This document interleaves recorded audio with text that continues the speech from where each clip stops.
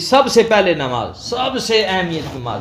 جو آدمی نماز اچھی طرح پڑھے گا اس کے اللہ سارے مسائل حل کرے گا، اس کی ساری پریشانیاں دور کرے گا. نبی علیہ الصلوۃ والسلام کی سنت ہے کہ اذا حزبہ امر فزع الی الصلاۃ او کما قال علیہ الصلوۃ والسلام.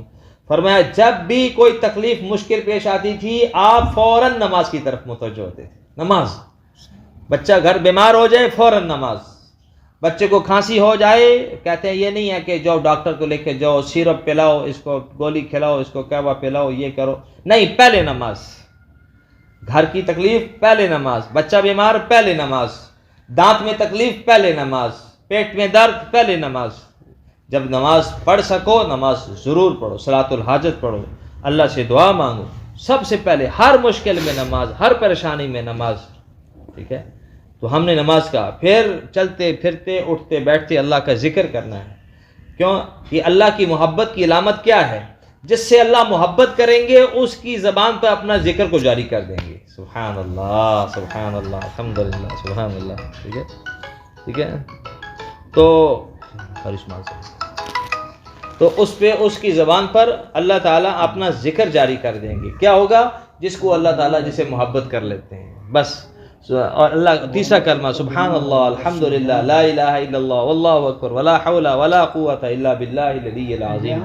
درود شریف تیسرا کلمہ، درود شریف پہلا کلمہ، لا الہ الا اللہ، لا الہ الا اللہ، لا الہ الا اللہ. بیٹھ کے مصلی کے اوپر بیٹھ کے اللہ کا ذکر کریں.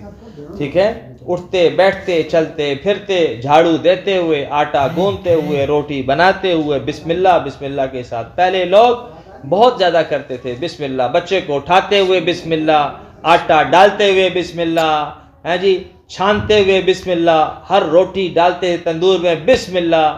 بچہ گرنے لگا تو بسم اللہ، بچے کو اٹھانے لگا تو بسم اللہ. پہلے ہماری جو ہے نا بزرگ خواتین بہت زیادہ اس کا اہتمام کرتی تھی. ابھی جو فتنے کا وقت آ رہا ہے تو جو ہے نا وہ لوگ بسم اللہ کرنا چھوڑ دیا لوگوں نے. ہر زبان کے ساتھ بسم اللہ، ہر بات کے ساتھ بسم اللہ، ہر چیز. فرمایا کہ جس کام کے شروع میں بسم اللہ کا نام آ جائے، اللہ کا نام آ جائے، اللہ اس میں برکت ڈال دیتے، اس کو اللہ فتنے سے محفوظ کر دیتے ہیں. اللہ تعالیٰ اس کی ذات میں. حضور پاک علیہ الصلوۃ والسلام آپ کے ساتھ کچھ لوگ بیٹھے ہوئے تو انہوں نے کیا کیا کہ جو ساتھ بچہ تھا تو بغیر بسم اللہ کے کھانا شروع کر دیا.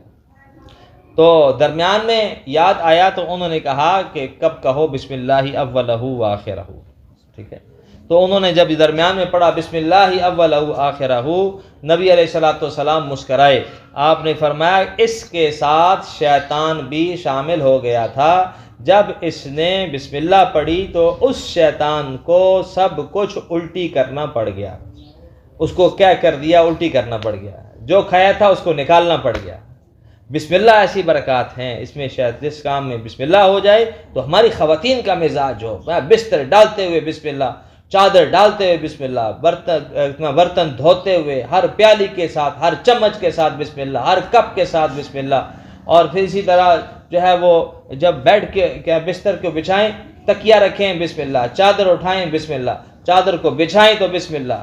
اللہ کتنا خوش ہوگا کہ یہ بندہ میرا ہے، یہ بندی میری ہے، مجھ سے محبت کرنے والی ہے.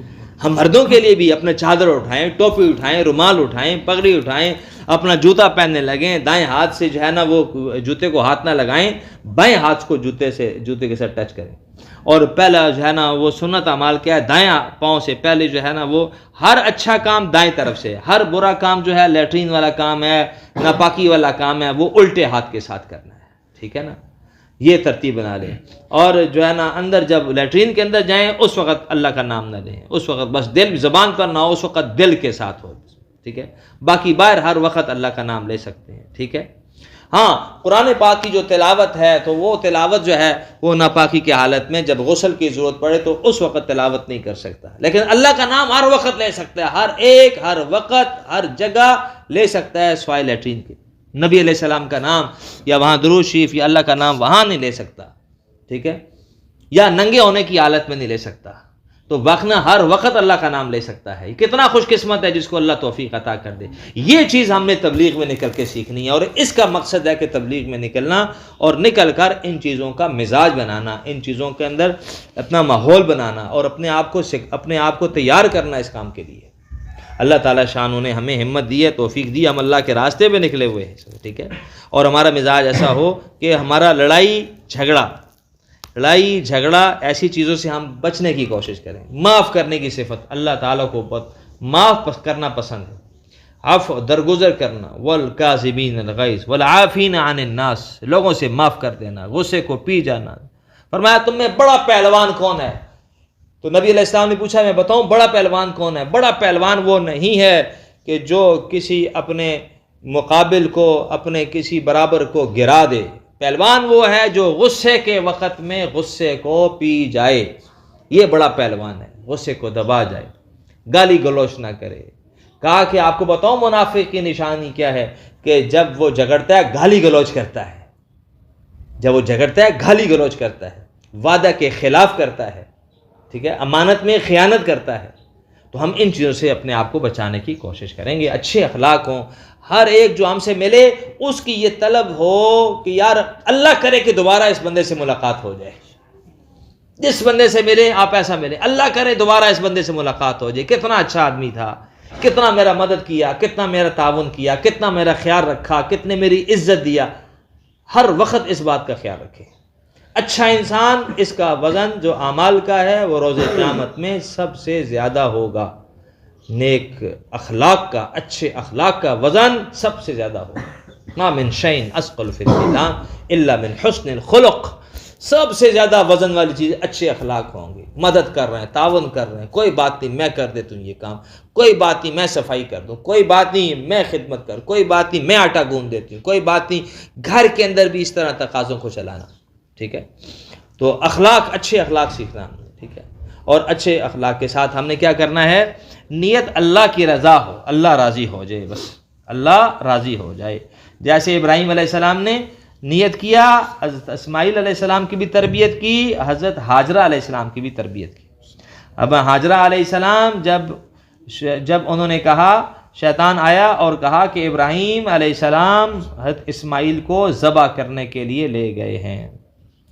اور شیطان کا یہ خیال تھا کہ اما حاجرہ وہ روئے گی، چیخے گی، چلائے گی، پیٹے گی، بڑا شور کرے گی.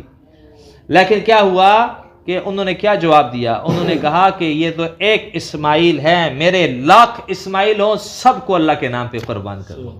سبحان اللہ. یہ کیا تھا؟ یہ تربیت تھی کہ اللہ کے نام کے لیے ہم سب کچھ قربان کر دیں. اولاد کیا ہے؟ ساری دنیا قربان اللہ کے نام کے اوپر، سب کچھ قربان، مال قربان، جان قربان، ہر چیز اللہ کے نام کے اوپر قربان کر دیں.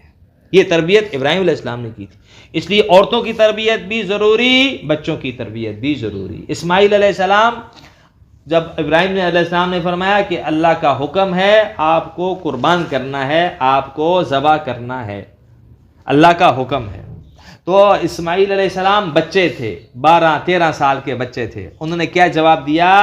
انہوں نے کہا یا ابا تفعل ما تؤمر، جو اے ابا جان جو اللہ نے آپ کو حکم دیا ہے آپ چھری پھیر دیں. آپ چھری پھیریں گے وہاں سے چوں کی آواز بھی نہیں آئے گی. ہاں، یہ بچوں کی تربیت. تو عورتوں کام بچوں کی تربیت بھی گھر میں کرنا ہے. بیٹا سبحان اللہ کہو، بسم اللہ کہو، نماز کے لیے اٹھو. یہ نہ کہ چھوٹے بچے ہیں نماز کے لیے کیسے، نہیں، چھوٹے سے عادت بنے گی. 7 سال سے کہنا شروع کرو، پھر 11، پھر 10 سال کا ہو پھر سزا دو. پھر بچوں کی تربیت، جو چھوٹی بچیاں ہیں ان کو ایسا لباس مت پہنائیں کہ جو لباس انگریز کا لباس ہے، بازو اس کے ننگے ہیں، ٹھیک ہے. چھوٹی چھوٹی معصوم بچیاں کہ جس کی ٹانگیں ننگی ہو رہی ہیں اور چھوٹے چھوٹے کاچیاں پہنا دیتے ہیں آپ لوگ، اس کے اثرات پڑتے ہیں. پھر بچے نافرمانی آتی ہے بچوں میں، بچوں کے اندر شیطانیت آتی ہے. نہیں، چھوٹی بچیاں ہیں ان کا جسم ننگا نہ ہو، چاہے چھوٹی ہیں بڑی ہیں، جسم ننگا نہ ہو. بچے ہیں ان کو انگریزوں والا لباس نہ پہنائیں، ٹھیک ہے، کچھے نہ پہنائیں اور اس طرح کا لباس نہ پہنائیں. ہم کوشش کریں کہ بچوں کی تربیت کا اثر وہ ہونا چاہیے، اس میں محنت کرنی چاہیے. اس میں کیوں؟ آپ کے جانے کے بعد آپ کی نیک اولاد آپ کے لیے سرمایہ ہے، صدقہ جاریہ ہے. کیا ہے جی؟ صدقہ جاریہ ہے. سچی بات تو یہ ہے. ٹھیک ہے نا. ہمارا اور کچھ بھی نہیں ہے. کوئی آدمی کہے کہ آدمی امیر کبیر ہے، ارب پتی ہے، کھرب پتی ہے جناب، اس کا بڑا پراپرٹی ہے، زمینیں ہیں، فلانا ہے فلانا ہے فلانا ہے، لیکن اس کے پیچھے دعا والا کوئی بھی نہیں ہے، اس کے پیچھے اولاد نہیں ہے ذکر کرنے والی، اس کے پیچھے اولاد نہیں ہے قرآن پڑھنے والی، اس کے پیچھے اولاد نہیں ہے بلکہ اولاد نافرمان ہے، اولاد جو ہے نا اللہ کو ناراض کرنے والی ہے، تو اس کا کیا فائدہ ہے؟ پراپرٹیاں نہ ساتھ جائیں گی، نہ مال پیسہ جائے گا، بلکہ نیک اولاد کا صدقہ جاریہ وہ ہمیشہ رہ جائے گا. اس لیے اولاد پر محنت کرنا ہے، ان کو مدرسے کی تعلیم دیں، اس کو قرآن کی تعلیم دیں، دین کی تعلیم اس کو ہمیں دینا ہے. یہ ہم نے کوشش کرنی ہے. ہم سب کا یقین ہے نبی علیہ الصلوۃ والسلام آخری نبی ہیں، آپ کے بعد کوئی نبی آنے والا نہیں ہے، ہم سب کہتے ہیں. اور جو کوئی کہے کہ کوئی اور نبی آئے گا وہ مسلمان نہیں، وہ قادیانی ہے. اب ہم نے کیا کرنا ہے؟ ہم نے محنت اس بات پہ کرنی ہے کہ دوسروں کو، اپنے اہل علاقہ کو، اپنے رشتہ داروں کو، پھپھی ذات، خالہ ذات، ماموں ذات، ان سب کو پردے پر تیار کرنا، سب کو نماز کے لیے تیار کرنا، سب کو تلاوت کے لیے تیار کرنا، سب کو ذکر کے لیے تیار کرنا، سب کو جو ہے وہ گھروں کے اندر سنت اعمال کے لیے، گھروں میں تعلیم کا حلقہ لگانا، اس کے لیے بچے بچی کو بڑھو، جو سکول جو پڑھ کے آیا جی جو تعلیم کرو، شاباش شاباش، ایک حدیث کی تعلیم کرو، روزانہ گھر میں تعلیم ہو، روزانہ گھر کے اندر حلقہ لگے، ذکر کا حلقہ لگے، اللہ تعالیٰ کا نام گونجے، قرآن کی تلاوت. یاد رکھو اللہ کی محبت کی نشانیوں میں سے ایک نشانی یہ ہے کہ کسی کو اللہ اپنے قرآن مجید پڑھنے کی توفیق دے، اور جس نے نہیں سیکھا قرآن وہ سیکھنے شروع کر دے، الف با تا شروع کر دے. یہ اللہ کی محبت کی نشانیوں میں سے نشانی ہے. ہم اللہ سے توفیق مانگیں. اور کسی کے ساتھ اللہ محبت کرے گا تو وہ صرف الف با سیکھے گا، تھوڑا وقت دے گا. جس سے زیادہ محبت ہے تو وہ قرآن کے لیے آدھا گھنٹہ دے گا، زیادہ محبت ہے 2 گھنٹے دے گا، اس سے زیادہ محبت ہے 3 گھنٹے دے گا. اب ہر ایک اپنے سامنے دیکھ لے کتنے وقت ذکر کرتا ہے، کتنے وقت تلاوت کرتا ہے. تو ہم سب کا یقین ہے نبی علیہ السلام آخری نبی ہیں، اب نبی کوئی نہیں. اس لیے ہماری ذمہ داری ہے، اس لیے ہم نکلے ہیں، اس لیے ہم دوسروں کو کہتے ہیں نکلو، اس لیے ہم کہتے ہیں تبلیغ میں اپنے شوہروں کو بھیجو، ان کو اللہ کے راستے میں بھیجو، ان کو روزے کے لیے بھیجو، ان کو 10 دن کے لیے بھیجو، ان کو 4 مہینے کے لیے بھیجو، ان کو چلے کے لیے بھیجو. ان کو تیار کر کے اللہ کے راستے کے اندر بھیجیں گے تو انشاءاللہ کیا ہوگا؟ ان کے اندر نیکی آئے گی، ان کے اندر اللہ کی اطاعت کا جذبہ پیدا ہوگا، ان میں اللہ تعالیٰ کی فرما برداری کا جذبہ پیدا، گھر کا ماحول جنت والا بنے گا، دین والا بنے گا. حضرت فاطمہ رضی اللہ تعالیٰ عنہا جیسی صفات اللہ تعالیٰ عطا کرے گا. حضرت فاطمہ نے اعلان کیا تھا جب میری روح نکل جائے، میں فوت ہو جاؤں تو میرا جنازہ بھی دن کے وقت نہیں لے کے جانا، تاکہ میری چارپائی بھی کوئی نہ دیکھ سکے کہ فاطمہ کی چارپائی جا رہی ہے. ٹھیک ہے؟ ہم لوگ نکلتے ہیں بازاروں میں، پتہ نہیں کدھر نکلتے ہیں، خیال نہیں کرتے ہیں. ٹھیک ہے؟ تو ان کی وصیت کے مطابق ان کی چارپائی کو مغرب کے اندھیرے میں نکالا گیا. ہم تو ساری فاطمہ رضی اللہ سے محبت کرنے والے لوگ ہیں، ہم تو حسن حسین سے محبت والے لوگ ہیں، ہم تو صحابہ سیرت صحابیات اور ان سے محبت کرنے والے لوگ ہیں. یہ مقصد ہے اللہ کے راستے میں نکلنے کا. ٹھیک ہے؟ اس کے لیے بار بار نکلتے رہیں گے انشاءاللہ. اللہ کی ذات ہمیں اللہ تعالیٰ قبول بھی فرمائے گی، اور دین کے لیے اللہ تعالیٰ شانہ ہمیں جو نکلتا ہے پہلے قدم پہ گناہ معاف، ہر قدم پہ 700 نیکی ملتی ہے. اللہ درجہ بلند کرتے ہیں. اللہ کہتے ہیں یہ میرا بندہ ہے، یہ میری بندی ہے، میرے راستے پہ نکلا ہے. تو اس کے لیے کہا جاتا ہے کہ جن کے 3 دن نہیں لگے ہوئے ہیں وہ 3 دن لگائیں، جن کے 3 دن 3 دفعہ لگ چکے ہیں وہ آگے نیت کریں انشاءاللہ 15 یوم کی. اور 15 یوم لگانے کے بعد جس کے 3 دفعہ 3 دن لگ جائیں تو وہ نیت کر لیں انشاءاللہ العزیز. کتنے وقت کے لیے؟ چلے کے لیے. ہاں چلے 40 دن کے لیے. اور 40 دن لگ جائیں، 40 دن کے بعد پھر جو ہے نا وہ وائف کے مطابق بیرون ملک کے لیے انشاءاللہ بھی نیت کریں.